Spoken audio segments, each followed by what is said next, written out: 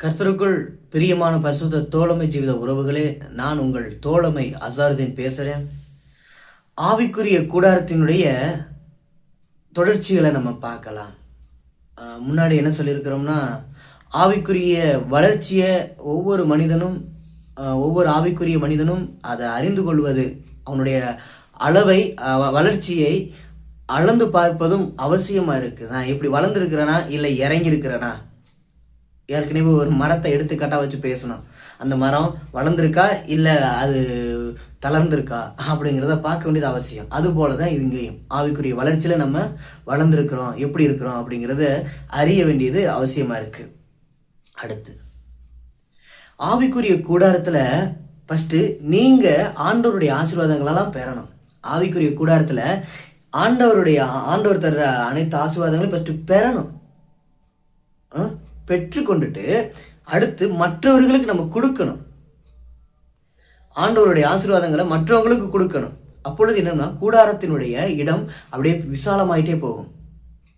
நீங்க பெற்று மற்றவங்களுக்கு கொடுக்குறீங்க, கொடுக்க என்னன்னா, வாங்குறவங்க நிறைய பேர் வருவாங்க. வர வர என்ன ஆகணும், உங்களுடைய ஆவிக்குரிய கூடாரம் பெருசாகணும். இப்ப பரிசுத்தத்துக்காக நிறைய பேர் ஜெபம் பண்ணுவோம். ஆண்டவரே நீ பரிசுத்தப்படுத்துன்னு சொல்லுவோம் இல்லையா? அப்போது ஆண்டவர் நம்மளை பரிசுத்தப்படுத்துவார்.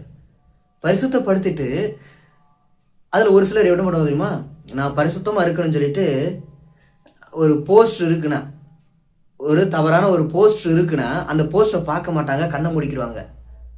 ஆண்டவரே பரிசுத்தப்படுத்துங்கப்பா, பரிசுத்தப்படுத்துங்கப்பான்னு கண்ணை முடிக்கிடுவாங்க. சிலர் என்ன பண்ணுவாங்கன்னா, அவங்களுக்காக ஜெபம் பண்ணுவாங்க. யாருக்காக? அந்த தவறான ஒரு போஸ்டரில் விளம்பரப்படுத்துகிறாங்க இல்லையா, அவங்களுக்காக. அவங்க ரட்சிக்கப்படணும், அவங்க இதெல்லாம் தப்புன்னு புரிஞ்சுக்கிறேன், ஆண்டவரே உமக்கு பயப்படணும், பரிசுத்தமாக இருக்கணும்னு சொல்லி மற்றவங்களும் பரிசுத்தமாக இருக்கணும் அப்படிங்கிறத விரும்புவாங்க. ஏசப்பாவும் ஸ்தோத்திரம், அவர் பரிசுத்தமானதுனால, அவர் பரிசுத்தராக இருக்கிறதுனால மற்றவர்களும் பரிசுத்தமாகணும் அப்படிங்கிறதுக்காக பிதாவிட்ட அவர் ஜெபிக்கிறாரு. யோவான் 17வது அதிகாரம் ஸ்தோத்திரம் 17வது வசனத்திலிருந்து வாசிக்கிறேன். 17வது அதிகாரம் 17வது வசனத்திலிருந்து வாசிக்கிறேன். உம்முடைய சத்தியத்தினாலே அவர்களை பரிசுத்தமாக்கும், உம்முடைய வசனமே சத்தியம். நீர் என்னை உலகத்தில் அனுப்பினது போல நானும் அவர்களை உலகத்தில் அனுப்புகிறேன். அவர்களும் சத்தியத்தினாலே பரிசுத்தமாக்கப்பட்டவர்களாகும்படி அவர்களுக்காக நான் என்னைத்தானே பரிசுத்தமாக்குகிறேன். நான் இவர்களுக்காக வேண்டிக் கொள்ளுகிறதும் அல்லாமல் இவர்களுடைய வார்த்தையினால் என்னை விசுவாசிக்கிறவர்களுக்காகவும் வேண்டிக் கொள்ளுகிறேன். இந்த இடத்துல பார்த்தீங்கன்னா, ஏசப்பா பரிசுத்தமானதுனால அவருடைய சீசர்களும் பரிசுத்தமாகணும் அப்படிங்கிறத விரும்பி பரிசுத்தமாக்குகிற தேவன்கிட்ட இவரும் சீசர்களுக்காக ஜெபம் பண்றாரு. சீசர்களுக்காக மட்டுமல்ல, நமக்காகவும் ஜெபம் பண்றாரு. அது மட்டும் அல்லாமல் நான் இவர்களுக்காக வேண்டிக் கொள்கிறேன், நமக்காக வேண்டுதலும் செய்கிறார். இந்த இடத்துல நான் இவர்களுக்காக வேண்டிக் கொள்ளுகிறேன், இவர்களுடைய வார்த்தையினால் என்னை விசுவாசிக்கிறவர்களுக்காகவும். அந்த சீசர்களுக்கு மட்டுமல்ல, சீசர்கள் சொல்லுகிற இயேசு கிறிஸ்துனுடைய அந்த வார்த்தை இருக்கு இல்லையா, இவரை பத்தின வார்த்தை, இயேசுவை பத்தின வார்த்தை, அந்த வார்த்தையை கேட்கிறவங்க எல்லாருக்காகவும் நான் ஜெபிக்கிறேன். இதாங்க ஆவிக்குரிய கூடாரத்துல நீங்க சுத்திகரிக்கப்பட்டுட்டு மற்றவங்களுக்கு பயன்படுகிறதான ஒரு நிலை. இன்னைக்கு நிறைய பேர் என்ன பண்றீங்க, நாம் பெற்றுக்கொண்ட பரிசுத்தத்தை மற்றவங்களுக்கு கொடுக்கறதில்ல, நாம் பெற்றுக்கொண்ட ஆவியின் கனிகளை மற்றவங்களுக்கு கொடுக்கறதில்ல, பூட்டியே வச்சுக்கிறது. சில பேர் இப்படி இருக்கிறாங்க. அவங்களுடைய ஆவிக்குரிய கூடாரம் பார்த்தீங்கன்னா அவ்வளவுக்கு பெருசா இருக்கும். லட்சக்கணக்கான பேர் அவங்களுடைய ஆவிக்குரிய கூடாரத்தில் இருப்பாங்க. அங்க இவங்க எப்படி இருப்பாங்க தெரியுமா? இப்படி இருப்பாங்க. அதாவது தலைவனா இருக்கிறதுக்கு, தலைவன் சொல்லும் போதே அந்த இடத்துல ஒரு பெருமையோட இருப்பாங்க. இப்படி பெருமையோட இருப்பாங்க. அத்தனை பேரும் எப்படின்னா ஸ்ட்ரிக்டா வழிநடத்துற மாதிரி ஒரு பிம்பத்தை உருவாக்கி வச்சிருவாங்க. இன்னைக்கெல்லாம் நிறைய சபையில பார்த்தீங்கன்னா, பாஸ்டரை பத்தி விசுவாசிகள்லாம் சொல்றத பாருங்க. எங்க பாஸ்டர் கோவப்படுவாரு, அவர் பக்கத்தில் வந்தால் ஃபயரா இருக்கும். எப்படி ஃபயரா இருக்கும்? அவர் கடிச்சு மேய்வாரு. எங்க பாஸ்டர் ஏதாவது ஒன்று சொல்லிட்டா உடனே சபிச்சு வருவாரு. அதுல பயப்படுவாங்க. எங்க விசுவாசிகள் அப்படியே பெருமையா சொல்லுவாங்க, இல்லை எங்க பாஸ்டர் இயேசுப்பாவை போல அன்பா இருப்பாரு, கண்டிக்கிற விதத்துல கண்டிப்பாரு. அந்த கண்டிக்கிற விதத்தில் கண்டிப்பாக எப்பமா சொல்கிறது, அந்த பாஸ்டரை பற்றி நம்ம தப்பாக நினைக்கிற மாதிரி வந்துச்சுன்னா அப்போ சொல்லுவாங்க, அப்படியே சமாளித்து சொல்லுவாங்க. நிறைய சபைகளை பார்த்தீங்கன்னா பாஸ்டர் அதை தான் பண்ணிட்டு இருப்பாங்க. அப்படியே கோவப்பட்டு சொட்டக்கு போட்டால் முறைச்சா அப்படி முறைச்சா போதும், அப்படியே அங்கேருந்து எல்லாம் பயப்படுற மாதிரி அந்த பயத்தை காட்டி வைப்பாங்க. அந்த பயம் அல்ல அது. இன்னொன்று ஆவிக்குரிய கூடாரத்தினுடைய வளர்ச்சியும் இல்லை, தாழ்மையின் குணத்தில் சொல்லப்போனால் ஏசப்பா அதிகமாக பாவிகளையும் ஆயக்காரரையும் ரட்சிப்புகளை நடத்திருக்கிறாரு. அப்படிப்பட்ட ஆட்களை ரட்சிப்புகளை நடத்தணும்னா ஏசப்பாவுக்கு எப்படிப்பட்ட மனநிலைமை இருந்திருக்கணும்னு ஃபஸ்ட்டு பாருங்கள். அந்த தாழ்மையின் மனநிலைமை. அவங்க குண்டக்க மண்டக்க பேசுவாங்க, குதர்க்கமாக நடப்பாங்க. அப்போனா அவங்கள்ட்ட எப்படி பேசணும்? பக்குவமாக பேசக்கூடிய மனநிலைமை. ஏசப்பா போய் கேட்டு பார்த்தோம்னா அவர் எப்படி ஸ்ட்ரிக்டாக நடப்பாரான்னு கேட்டால் ஸ்ட்ரிக்டாலாம் நடந்திருக்க மாட்டார். அவர் சொல்லும் அந்த வார்த்தையிலேயே அவங்களுக்கு ஒரு உயிர்த்தெழுதல் வந்திருக்கும். அதுதான் என்னன்னா, ஆவிக்குரிய வளர்ச்சியில், ஆவிக்குரிய கூடாரத்தில் நீங்கள் வளர்ந்த முறையும் மற்றவர்களை நீங்கள் வளர்க்க போகிற முறையும் இருக்குது. இந்த ஆவிக்குரிய கூடாரத்தில் பார்த்தீங்கன்னா எல்லாருமே வருவான். ஒரு வீடு இருக்குன்னா அந்த வீட்டுக்குள்ளே எல்லா குணாதிசயங்களும் உடையவங்க வருவாங்க. இன்னொன்று, அந்த வீட்டுக்குள்ளே நம்ம சொந்த பந்தம் மட்டும் வரமாட்டாங்க, மற்ற உறவுகளும் வருவாங்க, தெரியாத உறவுகளும் வருவாங்க. அதனால் எல்லாரையும் அந்த வீடு என்னன்னு சேர்த்துக்கொள்ளணும். அதுபோல தான் ஆவிக்குரிய கூடாரமும் நமக்கு தெரியாதவர்கள் வருவாங்க, அவங்களையும் சேர்த்துக்கிறணும். நம்மளுடைய குணாதிசயம் போல் அவங்க இருக்க மாட்டாங்க. நீங்கள் இப்போ பொறுமையாக இருந்தீங்கன்னா பொறுமையாக இருக்கிறவங்க வரமாட்டாங்க, கோவக்காரங்களாம் வருவாங்க, அவங்களையும் நம்ம சேர்த்துக்கிறணும். இன்றைக்கி நிறைய பேர் என்னென்னா தன்னுடைய ஆவிக்குரிய கூடாரத்தில் நிறைய பேரை சேர்த்துக்கிறது இல்லை, தனக்கு பிடிச்சாளுகளை மட்டுமே சேர்த்துக்கிட்டு இருக்கிறீங்க. அதனால் அந்த கூடாரம் என்ன ஆகுது தெரியுமா? ஏனோ தானோன்னு அங்கிட்டுங்கன்னு அலமோதிட்டு இருக்கு. சரி, அப்போ ஒரு பெரிய ஒரு ஜனத்துக்கு, ஒரு கூட்டத்துக்கு நம்ம தலைவன் ஆகும்போது நம்மளுடைய குணாதிசயங்கள் எப்படின்னா வளர்ச்சிக்கு எதுவாக தான் இருக்கணும். இப்போ நாம் ஆண்டவருக்குள்ள வரும்போது நாம் தாழ்மையின் குணத்தை நம்ம தரிச்சுக்கிறோம். அந்த புதிய மனுஷனுடைய சாயலை தரிச்சுக்கிறோம். அந்த புதிய மனுஷனுடைய சாயலை தரிச்சாச்சா?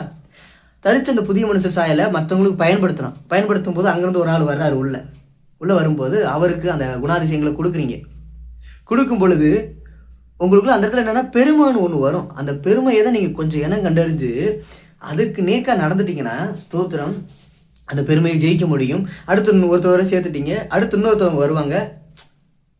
ஓகேவா? இப்படியே நாட்கள் ஆக அப்படியே கூடாரம் பெருசாக நீங்கள் என்னென்னா வளர்ச்சிக்கு எதுவாக வருவீங்க, பொறுமையாக இருக்க வளருவீங்க, சகிப்புத்தன்மையோடு இருக்க வளருவீங்க, சமாதானம் பண்ணுகிறவர்களாக இருப்பீங்க, சாந்த குணத்தில் வளருவீங்க. இப்படிப்பட்ட வளர்ச்சிகள் நாளுக்கு நாள் உங்களுக்குள்ள பெருக ஆரம்பிக்கும்.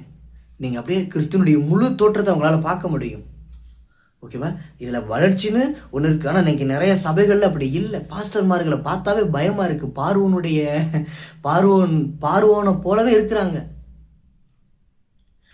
அதனால தான் இன்றைக்கி நிறைய சபைகள்லேருந்து பின்மாறி போயிட்டேன்னா ஆட்கள் சொல்கிறாங்க, எங்கள் பாஸ்டர் சரியில்லை, நீங்கள் சபை விசுவாசிகளுக்காக வாழ்ந்ததுனால தான் சரியில்லைன்னு சொல்கிறாங்க. கண்டிக்கும்போது கண்டிப்பு, அன்பு கொடுக்கும்போது அன்பு, எல்லா நேரத்துலையும் அன்பை கொடுங்க, கண்டிங்க, எது கண்டிக்கணுமோ கண்டிங்க. ஆனால் கண்டிக்காமல் விடக்கூடாது. ஆனால் கண்டிப்பு எப்படி இருக்கணும்னா, நீங்கள் கொடுக்குற ஒவ்வொன்றும் முள்ளு உள்ளதாக இருக்கா, அதாவது வார்த்தைகள் ஒன்று தான், அதை நம்ம எப்படிப்பட்ட சூழ்நிலையில் கொடுக்குறோம் அப்படிங்கிறது முக்கியம். நீங்கள் கோவப்பட்டதுனால தேவனும் கோவப்படுவார் அப்படிங்கிறதா நினைக்கிறீங்க இல்லையா? அது மிகப்பெரிய தப்பு. நீங்கள் கோவப்பட்டு பேசுனதுனால தேவனும் கோவப்பட்டு பேசுகிறார் அப்படின்னு விசுவாசிகள்கிட்ட சொல்கிறீங்க இல்லையா? அதுவும் தப்பு. நீங்கள் கோவப்பட்டதுனால தேவன் கோவப்பட மாட்டார். அவர் கோவப்பட்டால் அந்த சூழ்நிலையை பக்குவமாக கையாளுவார் அப்படிங்கிறத பற்றி நல்லா புரிஞ்சுக்கிறணும். அந்த வளர்ச்சி தான் நமக்குள்ள அதிகமாக தேவை. ஆகவே உங்களுடைய வளர்ச்சியை பார்க்குறீங்க. அடுத்து நீங்கள் எத்தனை பேரை உங்களுடைய கூடாரத்துக்குள்ளே கொண்டு வந்திருக்கிறீங்க, நீங்கள் எத்தனை பேரை உங்களுடைய கூடாரத்துக்குள்ளே கொண்டு வந்திருக்கிறீங்க அப்படிங்கிறத ஃபஸ்ட்டு நீங்கள் புரிஞ்சுக்கிறணும். எண்ணி பாருங்க, நம்மளுடைய ஆவிக்குரிய கூடாரத்துக்குள்ள எத்தனை பேர் இருக்கிறாங்க? நமக்கு ஜால்ரா தட்டுறவங்க மட்டும்தான் இருக்கிறாங்களா, இல்லை நிறைய வித்தியாசமான குணங்களை உடையவங்களா இருக்கிறாங்களா? ஏன்னா வித்தியாசமான குணங்களை உடையவங்க நம்மளுடைய கூடாரத்துக்குள்ள வரும்போது நாமளே நிதானிச்சு பார்க்க முடியும். அவங்களுடைய அந்த குணாதிசயங்களை நம்ம ஜெயிக்கிற அளவுக்கு நமக்குடைய ஆவியின் பலன் அதிகமாகும். அதனால என்னன்னா, வித்தியாசமான ஆட்கள் எல்லாம் தேவன் அனுப்புவார். ஆனால் நம்ம என்ன பண்ணுவோம், அதை உதாசீனப்படுத்துவோம். ஒரு சின்ன ஒரு புரிதலுக்காக இந்த விஷயத்த சொல்கிறேன். ஆவிக்குரிய வளர்ச்சி அடையும் பொழுது நம்மளுடைய ஆவிக்குரிய கூடாரத்துக்குள்ள வித்தியாசமாய் வித்தியாசமாய் அப்படிங்கிற ஒரு இது இருக்கு இல்லையா, விளம்பரம், அது போல விதவிதமாய் வித்தியாசமான ஆட்கள்லாம் உள்ள வருவாங்க. அதில் பாம்பும் வரும், அதில் குட்டி சாத்தானும் வரும், அதில் முனி பிசாசும் வரும், எல்லாமே வரும். சாரி முனின்னு சொல்லும்போது ஐயா வேற எதுவும் நினச்சிடாது ஐயா, எங்கள் ஊரில் அப்படி சொல்லுவாங்க ஐயா, பிசாசுக்கு இன்னொரு பேர். சரி, இப்போ அந்த மாதிரிலாம் ஆட்கள் வருவாங்க, அவங்களும் என்ன பண்ணணும், உள்ளே சேர்க்கணும். அதாவது இன்னும் சொல்லணும்னா அந்த ஆவிக்குரிய கூடாரத்துக்கு ஒரு ஆலமரத்தை எடுத்துக்காட்ட சொல்லலாம். ஆலமரத்தில் பார்த்தீங்க, ஆலமரம் எல்லோருக்குமே பயன்படக்கூடியதாக இருக்கும், பெருசாக இருக்கிறது. அந்த ஆலமரத்தில் பார்த்தீங்கன்னா மனுஷங்களும் போய் உட்காந்துருப்பாங்க, பறவைகளும் கிளிகளும் உட்காந்துருக்கும், வௌவாவும் உட்காந்துருக்கும், பாம்பும் அதில் தங்கும். அந்த ஆலமரம் எல்லாத்தையும் தன்னுடைய இடத்துக்கு வர வச்சிடும். ஆலமரம் எல்லாத்தையும் தன்னுடைய இடத்துக்குள்ள வர வச்சிடும். பாம்புக்கும் இடம் உண்டு, ஸ்தோத்திரம், மனுஷனுக்கு இடம் உண்டு, கிளிக்கும் இடம் உண்டு, வேற குரங்குக்கும் இடம் உண்டு, அடுத்து வௌவாலுக்கும் இடம் உண்டு. அந்த ஆலமரம் யாரையும் தள்ளாது. சீப்போ இல்லை, நான் பாம்புக்கு மட்டும்தான் இடம் கொடுப்பேன், ஏன்னா மனுஷனை வந்து பாம்பு கடிக்குது, அதனால மனுஷனுக்கு மட்டும்தான் இடம் கொடுப்பேன், பாம்புக்கு இடம் கொடுக்க மாட்டேன் அப்படின்னு பாம்புகிட்ட போய் நான் உனக்கு மட்டும்தான் இடம் கொடுப்பேன், மனுஷனுக்கு இடம் கொடுக்க மாட்டேன் அப்படின்னு சொல்றது இல்லை. அது எல்லாரையும் வர வைக்குது. அதனாலதான் ஆலமரம் வந்து ஒற்றுமைக்கான ஒரு எடுத்துக்காட்டாக சொல்லுவாங்க. அதுபோல் இங்கே இருக்கணும். ஆனால் இன்னைக்கு சபைகள் அப்படியா இருக்குது, நமக்கு பிடிச்சவங்களை சபைக்கு சேர்த்துக்கிறோம். அதுலேயும் என்னென்னா நமக்கு ரொம்ப ரொம்ப வேண்டப்பட்டவங்களாக இருக்கட்டும், அந்த ஊரில் அந்த இடத்துல அவங்க பெரிய ஆளாக இருந்தால் அவங்களுக்கு ஒரு கவனிப்பு, அவங்கள ஒரு பக்கமாக பெருமையாக நினைக்கிறது, இதெல்லாம் இது ஆவிக்குரிய கூடாரத்துக்கு செல்லாதுங்க. அது தகுந்த ஒரு முறைகள் அல்ல. எல்லோருக்குமே சமமான உரிமை, எல்லோருக்குமே சமமான ஒரு வழிநடத்துதல் அங்கே தேவை. ஸ்தோத்திரம். நம்மளுடைய ஆவிக்குரிய கூடாரத்திலையும் அப்படிப்பட்ட ஒரு நிலைமை. நான் ஒரு சின்ன ஒரு உதாரணத்துக்கு ஒன்று சொல்லலாம்னு சொன்னேன் இல்லையா, அது என்னன்னா, அந்த ஆவிக்குரிய பெருமை வரும்போது நம்மளுடைய ஆவிக்குரிய கூடாரங்கள் அப்படியே ஒன்று ஒன்றா ஒட்டைய ஆரம்பிக்கும். எனக்கு தெரிஞ்ச ஒரு சகோதரன் பரிசுத்தத்தை பற்றி அதிகமாக நல்லா போதிப்பார். அவர் என்ன பண்ணார்னா, அவருக்குள்ள நல்ல சத்தியத்தை பேசும்போதும் சத்தியத்தை போதிக்கும் போதும் அவர் மூலமாக மக்கள் நிறைய மாற்றங்களை பெற ஆரம்பித்தாங்க. பெற ஆரம்பித்ததுனால அவருக்குள்ள அந்த ஆவிக்குரிய பெருமை வர ஆரம்பித்தது, அவருக்கே தெரியாமல் வர ஆரம்பித்தது. அவருக்கே தெரியாமல் ஆவிக்குரிய பெருமை அவருக்குள்ள வர ஆரம்பித்தது. நான் எல்லாத்துலேயும் கரெக்டாக இருக்கிறேன், சரியாக இருக்கிறேன், நான் மக்களுக்கு போதிக்கிறேன், 4 மக்கள் என் மூலமாக நன்மை பெறுறாங்க அப்படிங்கிறத நினச்சிட்டு அவர் என்ன பண்ணிட்டாருன்னா, ஒரு நேரத்தில் அவர் வழி விலகி போயிட்டார். வழி விலகி அப்படியே கொஞ்சம் கொஞ்சமாக மாற ஆரம்பிச்சிட்டாரு. ஏன் நான் இன்னும் நிறைய சொல்லலாம், எத்தனையோ சபைகள் இப்படிலாம் நடக்குது. நல்ல ஃபயராக செயல்படுவாங்க, அதுக்கப்புறம் பயராக போயிடுவாங்க. என்ன நிலைமைனா, இதை ஆவிக்குரிய வளர்ச்சியில் ஆவிக்குரிய அந்த பயன்பாடுலையும் ஆவிக்குரிய பெருமை வரும். அந்த பெருமையை இனம் கண்டறியணும். அதான் பழைய மனுஷன் புதிய மனுஷன் இதெல்லாம் சொல்கிறோம் இல்லையா, அதெல்லாம் சும்மா இல்லை. அனுதின சுத்திகரிப்புக்கு பழைய மனுஷன் நமக்கு கண்டிப்பாக அவசியமாக தேவைப்படுறான். இந்த பழைய மனுஷன் அழிக்கப்படணும். அனுதினமும் என்னென்னா பழைய மனுஷனை இனம் கண்டறிஞ்சிக்கிட்டே இருக்கணும், புதிய மனுஷனை வளர்ச்சிக்கு எதுவாக கொண்டு போகணும். அந்த இது யாருமே பண்ணுறதே இல்லை. நான் கூட இந்த கமாண்ட் உடனே என்னென்னா இந்த இதில் பேசணுன்னா உடனே பழைய மனுஷன் புதிய மனுஷன் பேசும்போது துருபதேசம் சொல்ல தெரியும், ஸ்தோத்திரம். இல்லை புதிய ஆவினா பரிசுத்த ஆவி, இதை மட்டும் தான் சொல்ல தெரியும். நான் என்ன சொல்ல வரேன்னு எனக்கு ஆலோசனை சொல்கிற அளவுக்கு இங்கே வரியலை தவிர, ஃபஸ்ட் நான் சொல்கிற ஆலோசனை ஃபஸ்ட்டு கேளுங்க. நிறைய பேர் இந்த கமாண்டில் பார்த்தோம்னா ஆலோசனை சொல்கிறது. நான் உண்மையிலே சொல்கிறேன், என் நண்பர்கிட்ட இருந்து ஒன்று கற்றுக்கிட்டேன். இந்த மாதிரி நெகட்டிவான கமாண்ட் எழுதுறவங்களுக்கு நம்ம பதில் சொல்ல வேண்டிய அவசியமே இல்லை. அவன் அப்படியே நினச்சிக்கிட்டே போகவே வேண்டியதேன். இன்னொன்று, ஏதாவது சந்தேகம்னா என் நம்பரை நான் இதில் போட்டு வைக்கிறேன், நீங்கள் எனக்கு ஃபோன் பண்ணுங்கள், கேளுங்க, சரியா? உங்களுடைய ஆலோசனை கேட்குற அளவுக்குலாம் நான் இங்கே இல்லை. கர்த்தர் என்ன சொல்லணுமோ அதை நான் சொல்லிட்டு தான் இருக்கிறேன். ஏன்னா ஆலோசனைகளை சொன்னோம்னா கேட்குறது இல்லை. அவங்க என்ன பண்ணுவாங்கன்னா நமக்கு ஆலோசனைகளை சொல்லிட்டு இருப்பாங்க. ஆலோசனை சொல்ல வேணாம்னு சொல்ல வரல, அதாவது எப்படின்னா வளர்ச்சிக்கு எதுவான ஆலோசனைகளாக இருந்தால் நல்லா இருக்கும். இப்போ நம்ம பேசும்போது குறைகளை கண்டுபிடிச்சிட்டு இருக்காது. நீங்கள் இந்த தமிழ் வார்த்தையை எப்படி உச்சரிச்சிருக்கலாமே, நீங்கள் இதில் வாசிக்கும்போது எழுத்துப்படியோட வாசிச்சிட்டீங்களே அப்படின்னு. ஏயா ஒரு இதில் வாசிக்கும்போது ஏதோ ஒன்று நம்ம மனுஷன் தானங்கய்யா, சிந்தனைகள் 1000 முறையில் 1000 போயிட்டு இருக்கும் இல்லையா. அதனால் என்னென்னா எல்லாத்தையும் நம்ம நுணுக்கமாக இது பண்ண முடியாது. ஆண்டவர் சொல்ல ஒவ்வொன்றா கேட்ச் பண்ணி சொல்லிகிட்டே இருக்கிறோம், அவ்வளோதான். கேட்டுக்கிறேங்க. அந்த மாதிரி விஷயத்தில் நம்ம மாற்றிக்கலாம். ஆனால் உடனே அந்த குறைகளை பார்க்காதீங்க. நம்மளுடைய ஆவிக்குரிய குறைகளை கட்டாயம் பார்க்கணும், வளர்ச்சிக்கு எதுவாக. அந்த ஆவிக்குரிய பெருமைகள் வரும்பொழுதும் கண்டிப்பாக தன்னை பற்றி குறை சொல்லும்போது ஏற்றுக்கொள்ள மாட்டாங்க தான். ஆனால் ஜெபத்தோட அந்த குறைகளை சொல்லணும். சரி, நீங்கள் எப்படிப்பட்ட வளர்ச்சியில் இருக்கிறீங்க, உங்களுடைய ஆவிக்குரிய கூடாரத்துக்குள்ளே எத்தனை பேர் வந்திருக்கிறாங்க அப்படிங்கிறத ஃபஸ்ட்டு நீங்கள் ஆராயுங்க.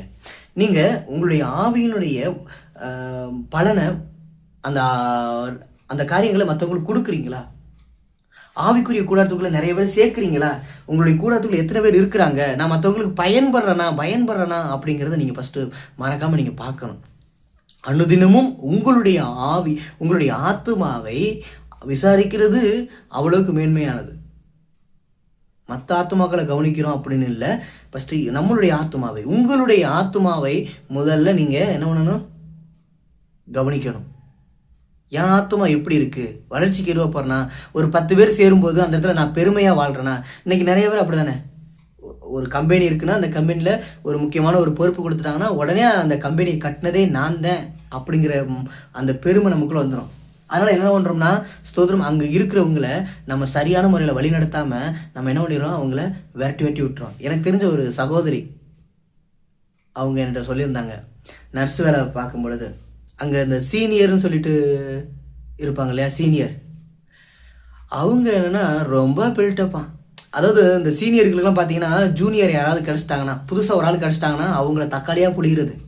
அந்த ஹாஸ்பிட்டலில் அவங்க ஹாஸ்பிட்டலில் வேலை பார்த்தவங்க அவங்க சொன்னாங்க, என்னமோ அந்த சீனியர் அந்த ஹாஸ்பிட்டலில் வச்சு நடத்துகிற மாதிரியும் அவங்க தான் பெரிய தலைமை கூறு மாதிரி அங்கே அப்படி பண்ணுவாங்களாம். அப்படியே அதை பண்ணு இதை பண்ணு, அரட்டுவாங்களாம், உருட்டுவாங்களாம், மிரட்டுவாங்களாம். அவங்களுக்கு பயப்படணுமா, அவங்கள பார்த்தோன்னே வணக்கம் சொல்லணுமா, மிரட்டி. அந்த மானங்கட்ட மரியாதை ஏன்? அப்படி ஒருத்தனை மிரட்டி அடித்து உருட்டி உனக்கு மரியாதை வரணும், அது மானங்கட்ட மரியாதை ஏன்? ஏன்னா இன்னொன்று, அவங்க சொன்ன மாதிரி அவங்க அத்தனை வருஷம் அதே ஹாஸ்பிட்டலில் வேலை பார்க்குறாங்க, நான் இல்லைன்னு சொல்லலை. நீ வேலை பார்க்கலாம், புதுசாக ஒருத்தவங்க வராங்களாம், அவங்கள அன்போட பக்குவமாக ஒரு இடத்துல வருடக்கணக்கில் வேலை பார்க்குறவங்களுக்கு என்ன தேவைன்னா, தன்மையான அனுபவமும் அனுசரித்தல் நிலைமையும் வேணும். அனுசரிக்கணும் தன்மையாக. ஒருத்தவங்க புதுசாக வர்றாங்கன்னா அவங்க எப்படிப்பட்ட மனநிலைமையில் இருக்கிறாங்க, சரியா, அப்படின்னு சொல்லி அதை புரிஞ்சுக்கிட்டு அவங்கள தன்மையை அனுசரிக்கணும். இன்னைக்கு நிறையா இடத்துல வேலை பார்க்குற இடத்துல பார்த்தீங்கன்னா, ரொம்ப வருஷமாக வேலை பார்க்குறவங்க புதுசாக வரவங்கள புரிஞ்சுக்கிறதே இல்லை. என்னமோ உனக்கு வந்த உடனே அடிமையாக இருக்கணும் அப்படின்னு. அந்த அடிமைத்தனம், மற்றவங்கள அடிமைத்தனமாக ஆக்கிற முடியாது, அதுவும் பாவமையா, அது பெருமையினுடைய நிகழ்வு. அந்த பெருமை அழிக்கப்படணும். நிறைய பேர் எப்படி இருக்குறீங்க தெரியும். ஒருவேளை யாராவது நான் பேசுகிறத கேட்டுட்ருக்கிற, கர்த்தருடைய வார்த்தையை கேட்டுட்ருக்கிற அந்த பிள்ளைகள் நீங்கள் கவனிங்க. உங்களுக்குள்ளே அப்படிப்பட்ட குணாதிசயங்கள் இருந்துச்சுன்னா, நீங்கள் வேலை பார்க்குற இடத்துல நான் சீனியர் இப்படி சொல்லிட்டு இருந்தீங்கன்னா உடனே என்னென்னா, நீங்கள் அந்த இடத்துல புரியணும். நீங்கள் எப்படின்னா, உங்களை விட தான் அங்கே உள்ளவங்க எல்லாரும் மேன்மையானவர்கள். நான் அவங்களுக்கு வேலை செய்ய தான் போயிருக்கிறேன். எப்படி ஏசப்பா நினைக்கிறாரு, ஏசப்பாட்ட போய், அதாவது இந்த யோவான் அவங்களுடைய அம்மா கேட்கும் பொழுது, ஆண்டவரே உங்களுடைய இடத்துல யார் நிற்பா, யார் பெரிய ஆளாக நிற்பா அப்படிங்கிறத கேட்கும்போது ஏசப்பா என்ன சொல்கிறாரு, அதாவது இயேசுவை போல் வாழணும்னா அவரை போல் தாழ்மையாக இருக்கணும் அப்படிங்கிற ஒரு காரியத்தை சொல்லுவார். எனக்கு சரியா அது யாவும் அல்ல, அது மாதிரி தான் இருக்கணும். ஒரு பார்க்குற வேலையில் நீங்கள் சீனியராக இருந்தீங்கன்னா அந்த சீனியாரிட்டி எப்படி காட்டணும் அப்படின்னா, தன்மையாக அனுசரிக்கிற முறை, அவங்கள பக்குவமாக வழிநடத்தி உங்களுடைய நிலைமைக்கு கொண்டு வரணும். உங்களுடைய நிலைமைக்கு நீங்கள் எப்படி ஒரு முதன்மையான இடத்துல இருக்கிறீங்களோ அந்த நிலைமைக்கு கொண்டுட்டு வரணும். அதுதான் நீங்கள் சீனியராக இருக்கிறங்கிறதுக்கான தகுதி. ஏசப்பாவும் அப்படி தான், அவர் சீனியராக இருந்தார். அதனால என்னென்னா, அவருடைய இடத்துக்கு எல்லாத்தையும் வர வைக்கிறாரு. நீங்கள் விசுவாசியாக இருக்கிறியா, அடுத்து சீசனாக வா, அடுத்து என்ன போல் மாறு, நான் உன் மூலமாக வெளிப்படுறேன் அப்படின்னு சொன்னார். இது உண்மையான சீனியாரிட்டி.